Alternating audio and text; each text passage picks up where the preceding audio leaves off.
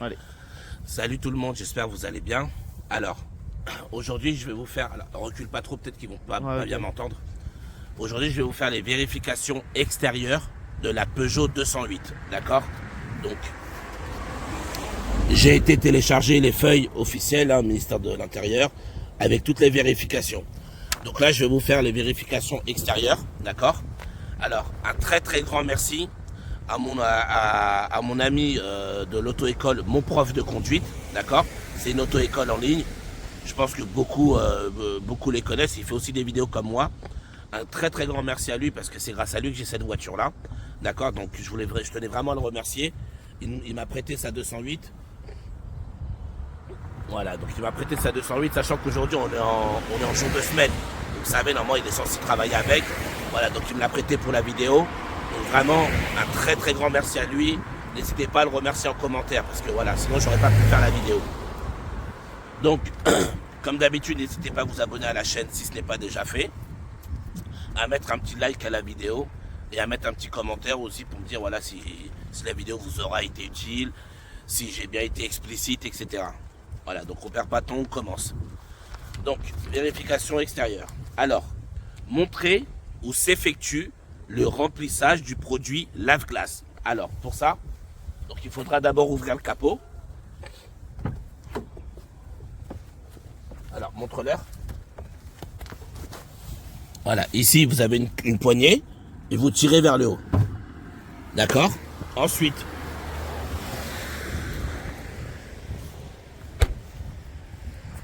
voilà. Alors, sur la 208, voilà. Juste que je trouve la commande. La petite languette. Ouais, tu penses? Ouais. Ah oui, elle est là. Voilà. Et il faut appuyer ici. Au niveau du 2, vous mettez les doigts. Il y a une petite poignée, vous appuyez ici. Vous voyez? Montre-leur. Voilà, c'est cette poignée-là. Vous appuyez et vous soulevez. Ensuite, j'ai les mains prises. Voilà, vous prenez ça. Là, vous voyez, vous le mettez dans la fente, là. Yes. Voilà, donc, je répète la question. Montrer où s'effectue le remplissage du produit lave-glace. Donc, le produit lave-glace se trouve ici. Vous avez le dessin là. D'accord? Voilà, c'est ici qu'on remplit le produit lave-glace. Pourquoi est-il préférable d'utiliser un liquide spécial en hiver? C'est pour éviter le gel du liquide. D'accord? C'est pour éviter que voilà, ça gèle, surtout avec des... Ben là en plus on est en plein hiver. Je peux vous dire qu'il caille d'ailleurs. Donc voilà, si vous mettez de l'eau, l'eau risque de geler. Donc on met un liquide spécial en hiver, d'accord? Donc du lave-glace qui résiste à moins 20, moins 30 degrés dans le véhicule. Ensuite,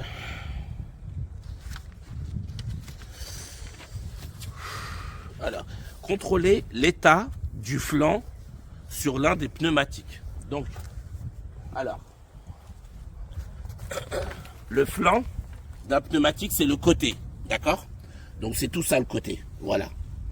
Et quand vous vérifiez, vous devez dire qu'il n'y a pas d'hernie. Une hernie, c'est une bosse, d'accord? Il n'y a pas d'hernie et il n'y a pas de déchirure, d'accord? Vous regardez, vous dites ça. Et au-dessus, c'est ce qu'on appelle la bande de roulement. C'est ce qui touche le sol, d'accord? C'est ce qui est en contact avec la route. Et là, sur le côté, c'est le flanc du pneu, d'accord? Et concernant la hernie, est-ce qu'il y a une mesure à respecter, par exemple, si c'est en dessous d'un centimètre ou des Non, trucs comme ça? à partir du moment où il y a une bosse, Ouais. le pneu, faut le changer. Et les déchirures aussi? Ouais, les déchirures aussi, d'accord? Citez un endroit où l'on peut trouver les pressions préconisées pour les pneumatiques.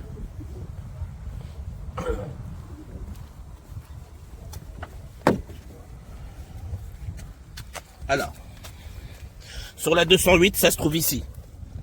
Voilà, c'est ici pour les pressions, pour savoir quelle pression mettre dans les pneumatiques.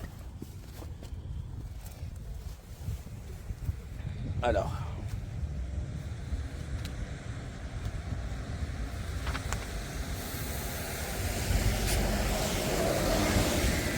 vérifier l'état et la propreté des plaques d'immatriculation.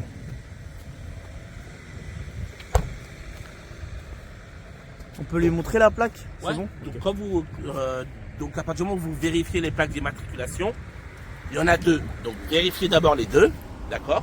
Donc là j'ai regardé, je vais devant.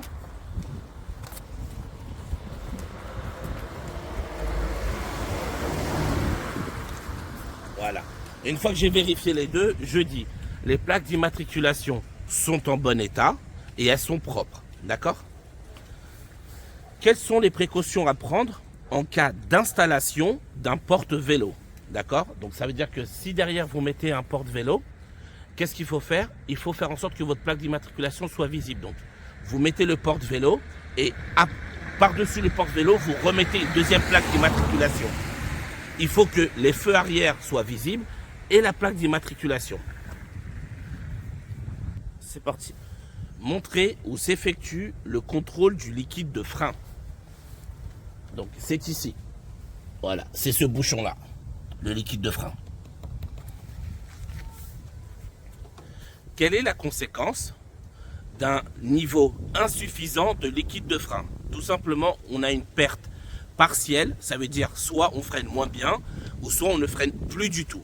Perte partielle ou totale du freinage. Alors.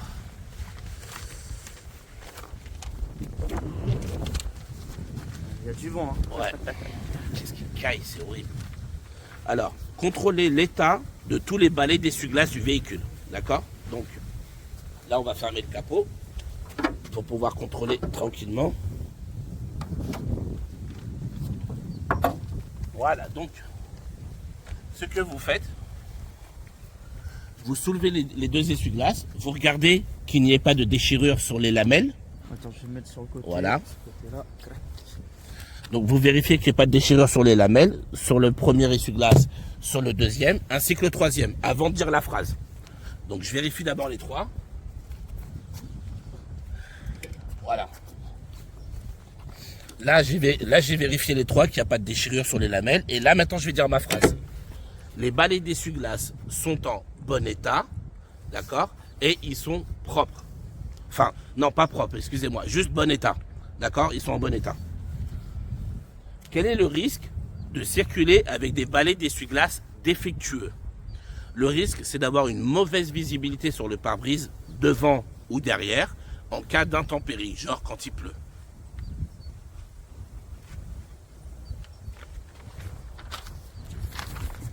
Alors, montrer où s'effectue le remplissage du liquide de refroidissement. Donc pareil, on va ouvrir le capot.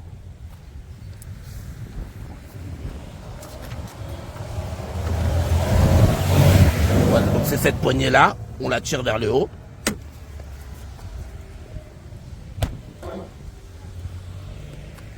Et ensuite, comme je vous avais dit, on met ses doigts au niveau du 2, on soulève la petite lamelle et on lève. Alors aide-moi, ouais, on prend ça. Voilà, et vous le mettez dans la fente prévue à cet effet. Ok. Donc, montrez où s'effectue le remplissage du liquide de refroidissement. Donc, il se trouve ici. Voilà. Vous avez un petit thermomètre là qui représente le liquide de refroidissement. Quel est le danger si l'on complète le niveau du liquide de refroidissement lorsque le moteur est chaud? Alors, il y a un risque d'éclaboussure et donc de brûlure. D'accord? Parce que le liquide de refroidissement il est censé refroidir le moteur. Et c'est hyper bouillant, d'accord? Donc si ça vous touche, ça peut vous brûler immédiatement. Donc quand vous voulez vérifier ou remplir du liquide de refroidissement, d'ailleurs c'est même valable pour l'huile moteur, toujours quand vous le faites toujours quand le moteur est froid. Vous attendez peut-être 30 minutes, 40 minutes, si vous venez de rouler, et après vous remplissez. Ensuite, contrôler l'état, la propreté et le fonctionnement de tous les clignotants côté trottoir. Donc en l'occurrence ce sera du côté droit, d'accord? Moi je vais le mettre du côté gauche.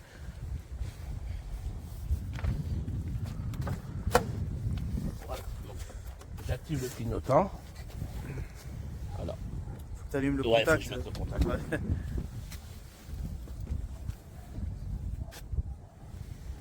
Je pense qu'il faudra que je démarre la voiture.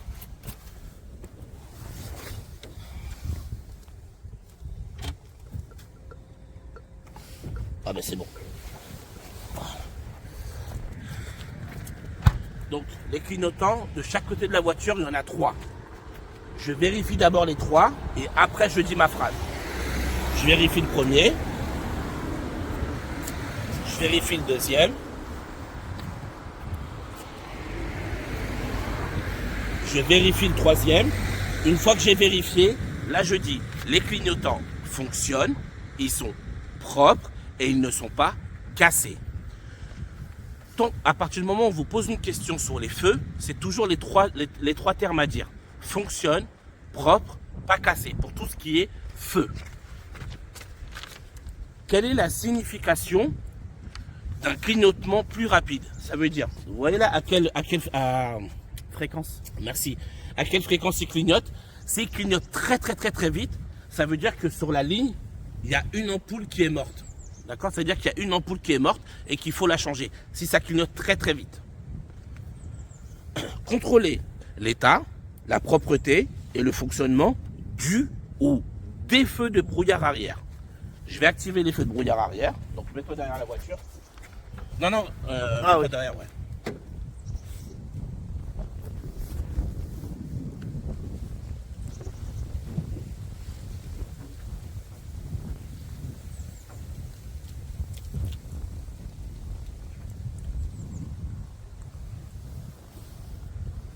Alors, le feu de brouillard arrière, il est en bas. Vous voyez, c'est l'éclairage rouge en bas. Alors, la loi dit qu'il en faut un obligatoire dans une voiture, c'est la loi, et vous pouvez en mettre 2, mais facultatifs. Mais sinon, la loi dit un obligatoire. Donc pareil, on répète la même chose. Le feu de brouillard arrière fonctionne, il est propre et il n'est pas cassé.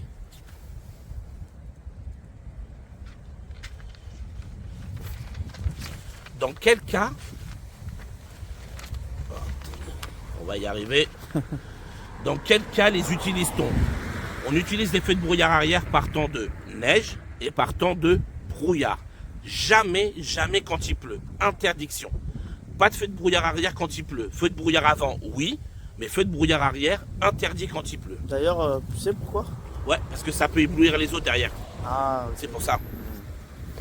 Contrôler l'état, la propreté et le fonctionnement des feux de détresse à l'avant et à l'arrière du véhicule. Donc je vais activer les feux de détresse.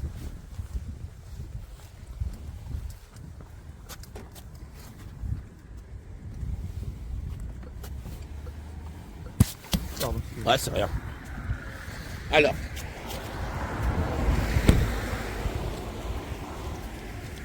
donc pareil, comme d'habitude, je vérifie d'abord et après je parle. Donc, je regarde les feux de détresse devant.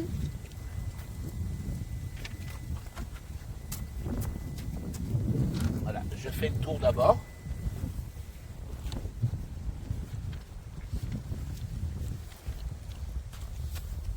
Ok. Maintenant que j'ai fait le tour, là je dis, les feux de détresse fonctionnent, ils sont propres et ils ne sont pas cassés. Dans quel cas doit-on les utiliser? On les utilise en cas de panne, en cas d'accident ou en cas de ralentissement quand je suis le dernier d'une file ininterrompue sur l'autoroute. Il y a les bouchons, je suis le dernier, j'active les feux de détresse pour prévenir les autres derrière. Je préciserai même, je pense, c'est ralentissement subit. Oui aussi, voilà, ouais, c'est ça. Ouais.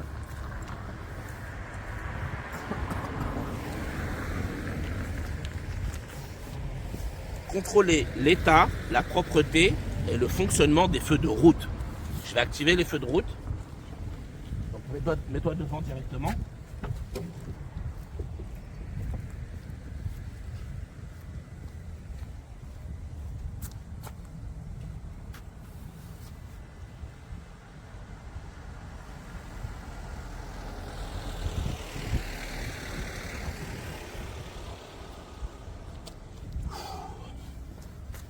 Donc, j'ai activé les feux de route. Je vérifie d'abord.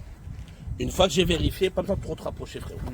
Voilà. Une fois que j'ai vérifié, les feux de route fonctionnent, ils sont propres et ils ne sont pas cassés. citez un cas d'utilisation des feux de route ou de l'appel lumineux. Moi, je vais vous en donner 3, mais il en faudra un. Donc, premier, c'est pour avertir de son approche. Deuxième, en cas de danger. Troisième, à la place de l'avertisseur sonore. Ça veut dire, si vous n'avez pas le droit de klaxonner, vous pouvez faire des appels de phare.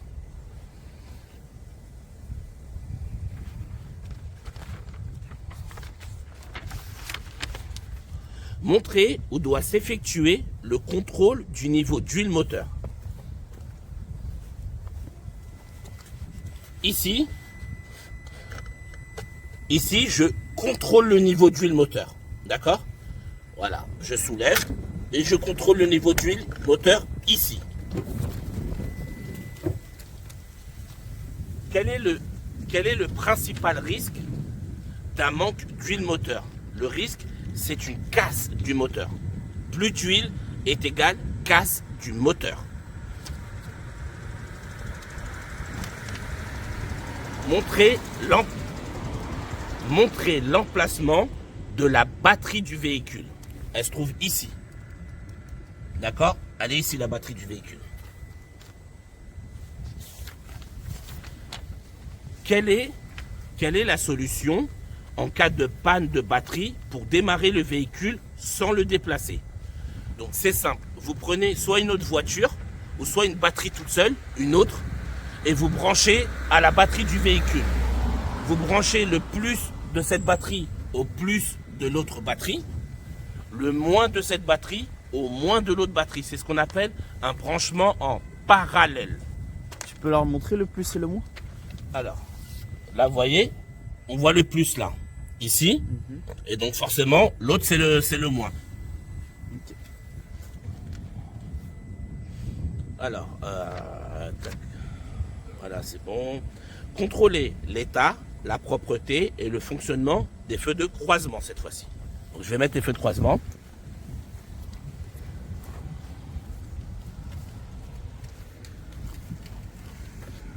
C'est bon. Reste devant, c'est mieux.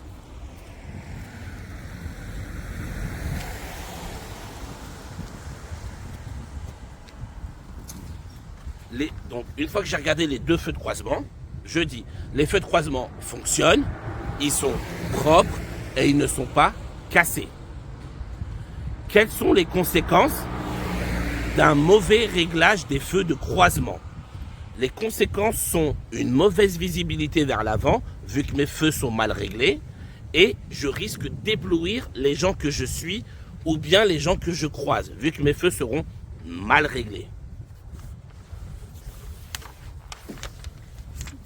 Vérifier l'état et la propreté des dispositifs réfléchissants. Donc on va y aller derrière.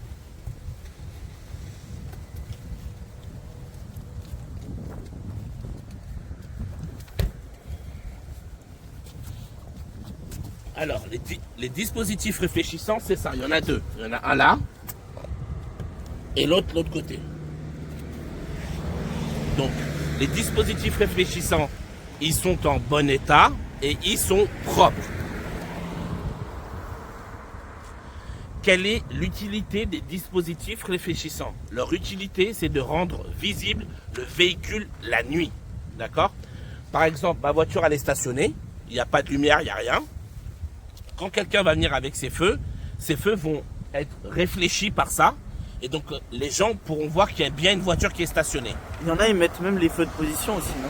Ouais, mais ça, après, c'est un truc qui perd ta batterie. Ah, ok. Tu gardes juste les dispositifs réfléchissants, ça fait le travail. D'accord.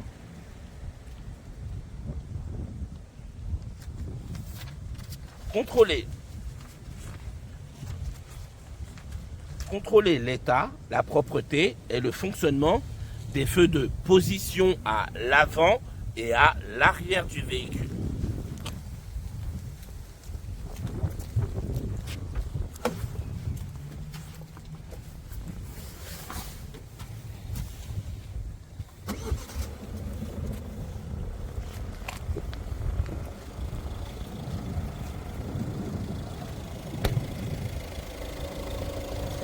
Alors, ce qu'il faut savoir, de nos jours, les feux de position, maintenant, ça n'existe plus dans les nouvelles voitures. Ils ont été remplacés par les LED. Vous voyez, c'est ça. les LED. D'accord? Toutes les nouvelles voitures en ont. Et donc ça remplace les feux de position devant. Ok, donc vous regardez. Ensuite on va derrière aussi.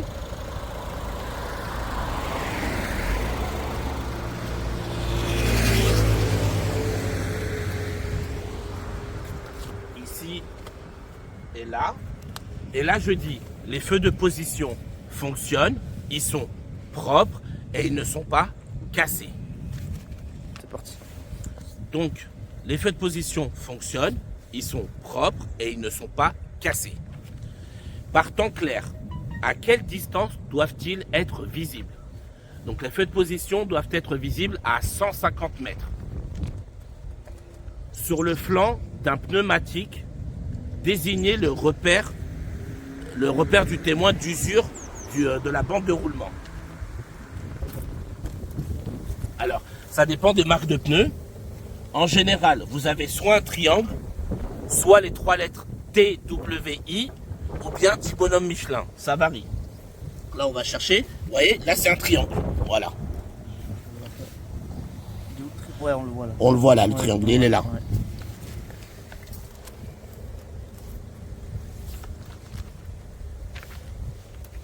Qu'est-ce que l'aquaplanage et quelle peut être sa conséquence? Donc l'aquaplanage c'est quoi? Ou l'aquaplaning, c'est de l'eau qui va se mettre entre le sol et la roue. Ça veut dire que la roue, elle va plus toucher le sol. Et donc comme elle sera sur l'eau, ça va glisser. Et donc il y a un risque d'accident, de perte de contrôle et donc d'accident. Il y a un patinage. Ouais, c'est ça. Ouvrez la trappe à carburant et vérifiez la bonne fermeture du bouchon. C'est l'autre côté. Donc là, j'appuie ici pour ouvrir et je tire sur le bouchon pour vérifier qu'il est bien fermé. Là, c'est bon. Voilà, il sort pas, c'est bon. Et là, ensuite, je referme en appuyant. Quelles sont les précautions à prendre lorsque vous remplissez, vous mettez du carburant dans le réservoir? Vous devez couper le moteur, ne pas fumer et ne pas téléphoner. Est-ce que tu veux éteindre parce que la batterie elle consomme au niveau des feux ou... Non, c'est bon parce que le moteur tourne. Ah ok.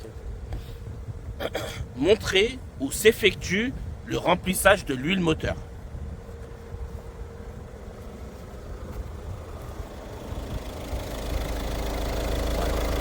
Ici, c'est là où on remplit l'huile moteur. Là, je vérifie. Là, je remplis. Quel est le risque d'un manque d'huile moteur? Comme j'ai dit tout à l'heure, le risque, c'est une casse du moteur.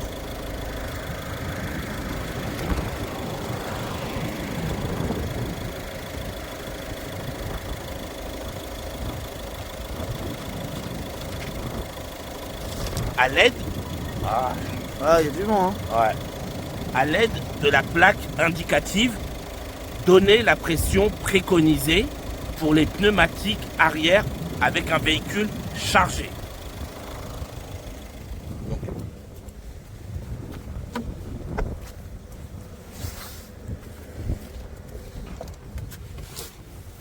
voilà. Donc,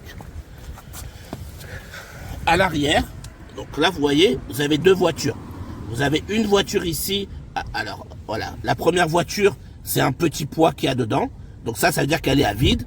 Et à droite, il y a un gros poids à l'intérieur. Ça veut dire qu'elle est chargée. Excuse-moi, je vais juste zoomer un peu plus pour que tu vois bien. Voilà. Donc, on prend l'arrière. Voilà. Et on prend au niveau de la roue arrière chargée. Là, il y a écrit combien là? Donc là, à l'avant, c'est 2,4 bars. Et à l'arrière? Et à l'arrière, c'est 2,9 bars. Voilà. Donc, à l'arrière, chargé, il faudra mettre 2,9 bars. Et à vide, genre... Non. On va Ouais, pas trop- Juste la question, c'est chargé. Ouais. À quelle fréquence est-il préconisé de vérifier la pression des pneus? Une fois par mois en général, ou bien avant les longs trajets quand vous partez en vacances et autres. D'accord?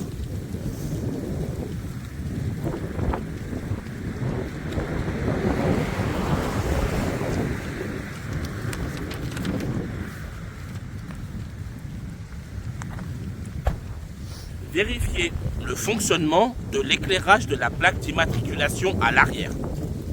Alors, mets-toi à l'arrière, je vais fermer le capot.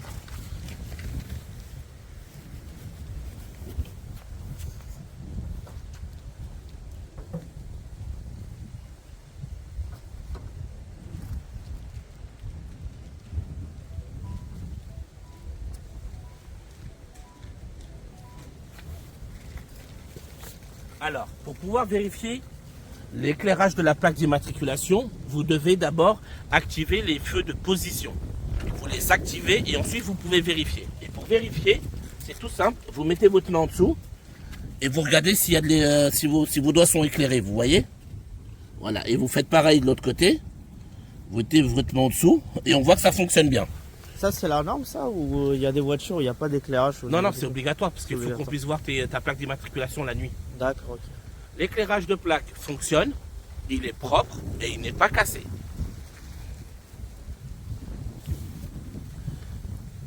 Un défaut d'éclairage de la plaque d'immatriculation lors du contrôle technique peut-il entraîner une contre-visite?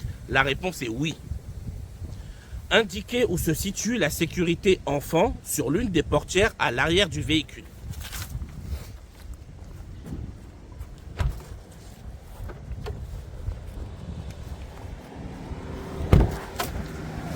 Elle se trouve ici. Voilà. Sécurité. Il y a le symbole du Voilà. bébé en plus. D'accord. Sécurité enfant, elle se trouve là.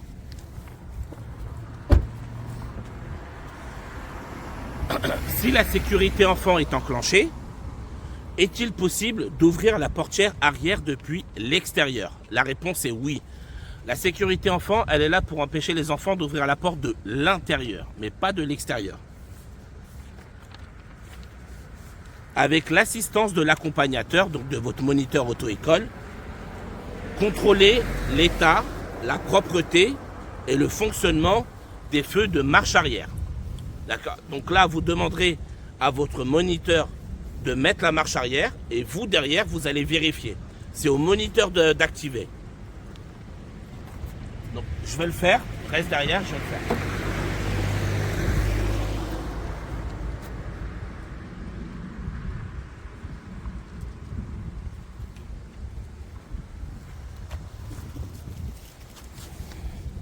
Ce sont les feux blancs de chaque côté.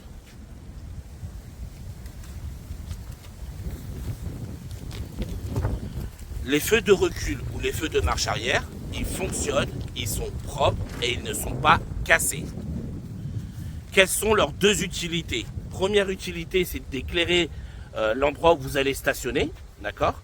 Et la deuxième utilité, c'est de prévenir les gens pour leur dire « Attention, je suis en train de me garer ». Comme ils voient les feux blancs, ils savent automatiquement que vous êtes en train d'effectuer une marche arrière.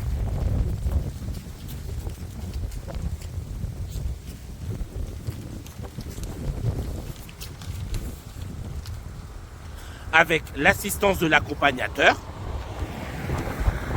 contrôler l'état, la propreté et le fonctionnement des feux de stop. Alors là, du coup, ce sera à toi d'aller freiner. Okay. Et moi, je vais leur montrer.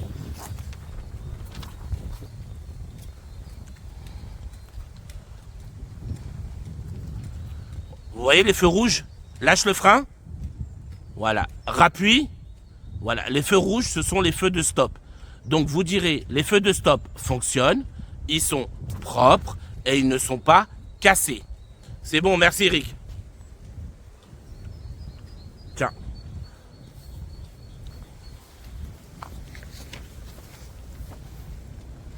Quelle est la conséquence en cas de panne des feux de stop? La conséquence, c'est qu'il y aura un manque d'information pour les gens derrière vous, parce que comme ils ne seront pas allumés, ils ne verront pas que vous freinez.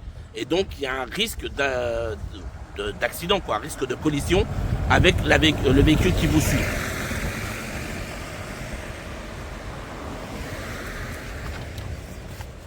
Ouvrez et refermez le capot, puis vérifiez sa bonne fermeture.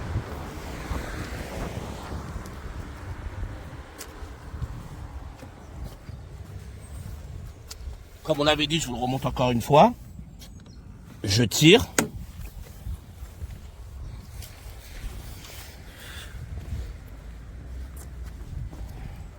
j'appuie sur la petite languette et je soulève. Et là, il demande il demande juste de refermer le capot, de vérifier que c'est bien fermé. Je lâche à peu près là, je lâche le capot. Voilà, j'essaie de l'ouvrir, c'est bon, c'est bien fermé. En roulant, quel est le risque d'une mauvaise fermeture du capot? Le risque, c'est que pendant que vous roulez, le capot peut s'ouvrir et donc vous masquez la visibilité et forcément risque d'accident. Montrez l'orifice de remplissage du produit lave-glace. On l'a déjà montré tout à l'heure. Ouais. Voilà, donc je vous l'ai déjà montré tout à l'heure.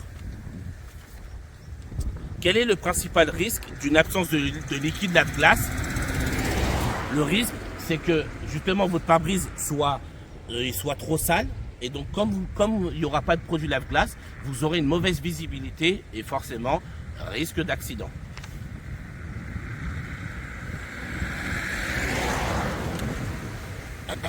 Vérifiez l'état, le fonctionnement et la propreté des feux diurnes.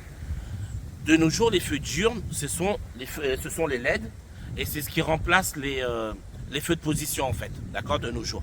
Mais ça s'appelle des feux diurnes. Diurne veut dire de jour. Donc ce sont des feux qui s'allument le jour. Voilà, ce sont les LED. Les LED, quand vous démarrez le moteur, elles s'allument toutes seules. C'est pas vous qui décidez de les allumer, donc vous n'avez rien à faire. Elles s'allument toute la journée. Tant que votre moteur est démarré, elles sont allumées. De nuit, ça capte et ça s'allume pas ou de Non, nuit parce que de nuit, tu as les feux de croisement et tout qui s'allument. Ah, ok. Tu vois, Ouais. ça c'est vraiment pour le jour. D'accord, ok. Et donc, quelle est leur utilité? Leur utilité, c'est de rendre le véhicule visible de jour.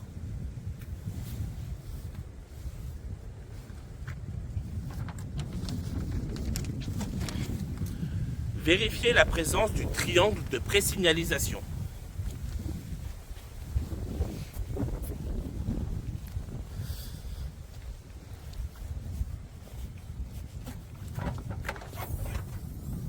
Alors,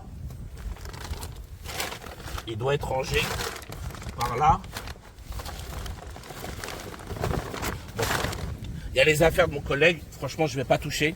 Je ne vais pas toucher, mais le triangle de présignalisation, la plupart du temps, il est dans le coffre. Ou bien vous pouvez l'avoir dans la boîte à gants, mais la plupart du temps, il est dans le coffre. Une chose à savoir qui est importante, si par exemple le jour de l'examen, votre moniteur ou votre monitrice n'a pas le constat ou n'a pas l'éthylotest ou pour X raisons, vous ne serez pas pénalisé. Vous dites, il n'y a pas de triangle, d'accord, l'inspecteur va vous dire ok, soit il va passer à une autre question, ou soit il va vous compter le point, mais ce n'est pas de votre faute. Tout ce qui n'est pas de votre faute, on ne peut pas vous en tenir rigueur. Utilise-t-on le triangle de présignalisation sur l'autoroute? La réponse est non, parce qu'il y a déjà une bande d'arrêt d'urgence qui est faite pour ça. Moi j'ai une petite question. Oui. Si par exemple, justement le triangle, parce qu'on a 3 questions de vérification extérieure, c'est ça? Non. On en C'est a- pas 3 questions de vérification extérieure, c'est une extérieure, Oui. une de premier secours Oui. et une de sécurité routière par rapport à la D'accord. question extérieure. D'accord. Si par exemple j'ai pas le triangle Ouais. et que il est censé poser qu'une seule question, mais comme j'ai pas le triangle, on peut pas répondre à la question. Soit il va te poser une autre question. Donc soit il rajoute une question ou soit il Non, peut enfin donner il le va point. pas rajouter parce qu'il va t'en poser une autre. Ouais, voilà, Parce que c'est celle-ci ça. tu peux pas. D'accord. Ou bien il va te dire ok d'accord. Et, D'accord. comme j'ai dit, c'est pas de votre faute donc Ok, ça d'accord, marche. il vous en tiendra par rigueur. Ça marche. Montrez où s'effectue le changement d'une ampoule à l'avant du véhicule.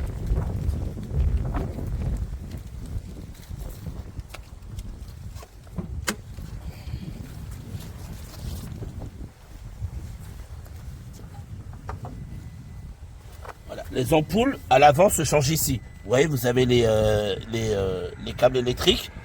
Vous tirez, vous changez l'ampoule, vous remettez. Profites-en pour leur remontrer l'orifice. Bah voilà, l'orifice de produit lave-glace, il est là. Tiens, il faut ouvrir le bouchon. Non, ça sert à rien. Ouais.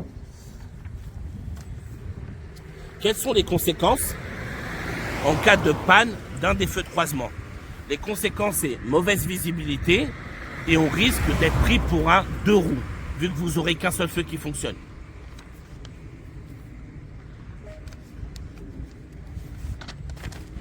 Montrez où s'effectue le changement d'une ampoule à l'arrière du véhicule.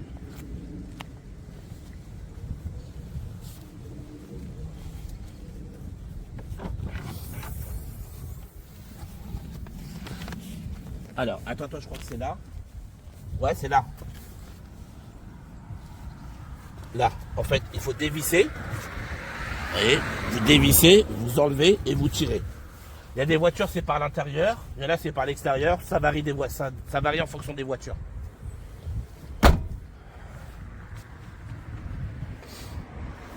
Quelles sont les conséquences en cas de panne d'un feu de position à l'arrière? Être mal vu et donc risque de collision.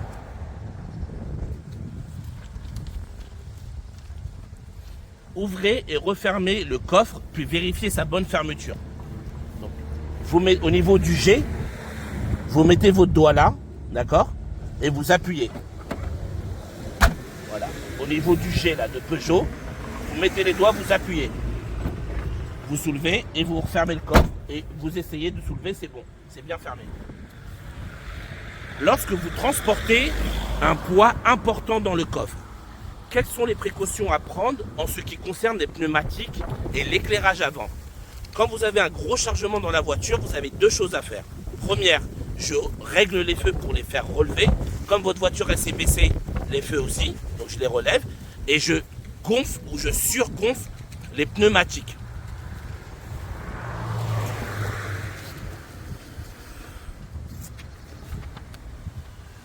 Ouvrez, refermez le coffre, puis vérifiez sa bonne fermeture. Bon, on vient de le faire. Quels sont les risques de circuler avec des objets sur la plage arrière? Le risque, c'est d'avoir déjà une mauvaise visibilité. D'accord? La plage arrière, c'est là où il y a les papiers, là. Voilà. Vous voyez, c'est ça. Là où il y a les papiers. Donc, mauvaise visibilité sur le pare-brise parce que ça vous gêne. Et en cas de gros freinage, les objets peuvent aller devant et blesser les passagers. Procédez à l'ouverture du capot, puis à sa fermeture, et assurez-vous de son verrouillage. Bon, on l'a déjà fait tout à l'heure. Vous allez voir qu'il y a des questions qui se répètent, hein, d'accord? Excusez-moi.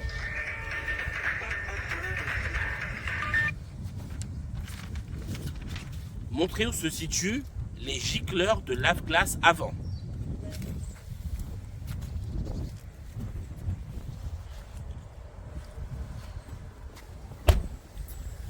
Montrez-les, ils sont là. Vous voyez où il y a ma main? Ils sont juste là. Après, ça va être difficile de voir, mais voilà. En tout cas, ils sont là. Vous direz à l'inspecteur. Oh, j'ai du mal. Quelle est la principale conséquence d'un dispositif de lave-glace défaillant? Ben, c'est simple. Si vous ne pouvez pas envoyer de lave-glace sur votre pare-brise, forcément, vous aurez une mauvaise visibilité et donc un risque d'accident. C'est très redondant, hein, les réponses. Ouais, ouais. Et vous allez voir qu'il y en a beaucoup qui reviennent, donc après je vais en sauter beaucoup. Hein. Voilà, tu vois, contrôler l'état d'un pneumatique, le flanc, on l'a déjà fait. Citer un endroit où on peut trouver les pressions, on l'a déjà fait tout à l'heure, on l'a montré. Pour la pression avec le pneu arrière là. Une fois, j'ai l'impression qu'il y a beaucoup de questions pour rien, c'est des répétitions. Beaucoup qui reviennent en fait. Ouais. Montrer où s'effectue le contrôle du niveau du liquide de frein. On l'a montré tout à l'heure. Quelle est la conséquence d'une perte de liquide de frein? Voilà. On l'a déjà fait. Montrer où s'effectue le remplissage du produit de liquide de refroidissement. Fait. Contrôler l'état et la propreté et le fonctionnement des clignotants. Je pense que là on a fini. Hein. Je vérifie. Ouais. Contrôler l'état et la propreté des feux de détresse, on a fait. Contrôler l'état et la propreté des feux de route, on a fait. Montrer où doit s'effectuer le contrôle du niveau d'huile, fait aussi. Contrôler l'état et la propreté des feux de croisement, c'est fait.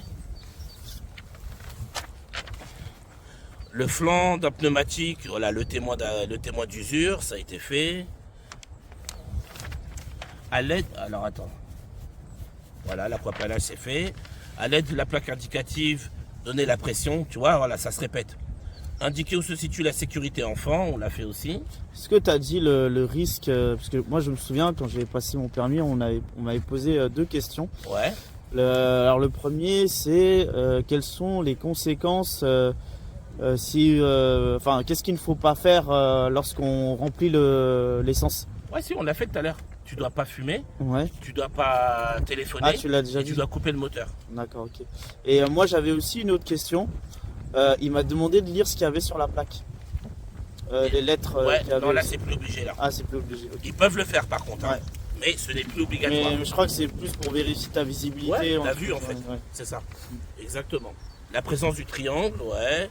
Montrer où s'effectue le changement d'une ampoule. Voilà, bah là je pense qu'on a fini. Hein. Montrer où s'effectue le changement encore d'une ampoule, purée. Voilà, les gicleurs de lave-glace, c'est bon. Ouais, les amis, on a fini, d'accord. Donc voilà, j'espère avoir été clair. J'espère que vous m'entendrez bien. D'accord, j'espère avoir été clair. J'espère que ça va pouvoir vous aider à obtenir vos points. Parce que franchement, il caille. C'est horrible. Donc voilà, moi je vous dis bon courage à tous et force à vous pour votre permis.